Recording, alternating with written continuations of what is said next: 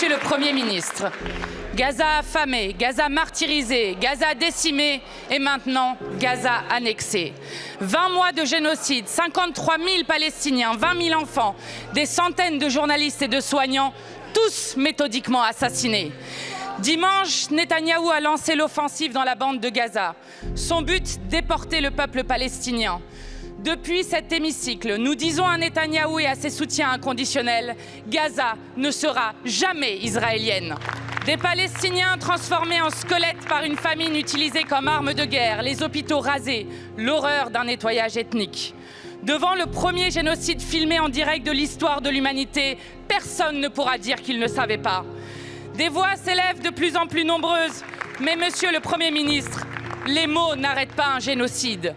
Vous manquez à vos obligations lorsque vous laissez Netanyahou sous mandat international survoler la France. Vous manquez à vos obligations lorsque vous tardez à convoquer le Conseil de sécurité de l'ONU pour mettre Israël et la communauté internationale face à leurs responsabilités. Vous manquez à vos obligations quand vous n'agissez pas pour suspendre immédiatement l'accord d'association entre l'Union européenne et Israël. Vous manquez à vos obligations quand vous refusez d'interdire les exportations d'armes.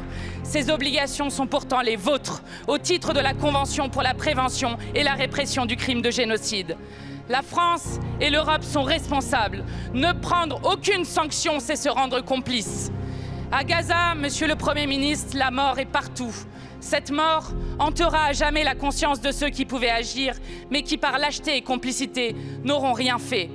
Monsieur le Premier ministre, comptez-vous reconnaître l'État de Palestine lorsqu'il n'y aura plus de Palestiniens? Nous n'oublions jamais, permettez-moi de vous le dire, que cette explosion, avec les drames qu'elle a causés, a eu un détonateur. Et le détonateur qui a été voulu par le Hamas, c'est ce qui s'est passé le 7 octobre avec un pogrom.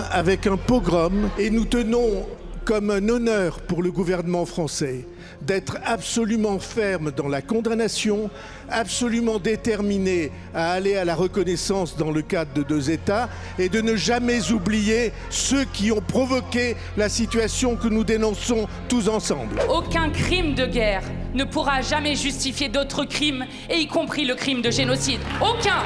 La France doit cesser d'être complice du génocide palestinien. Quand agirez-vous? Quand arrêterez-vous de regarder Gaza mourir?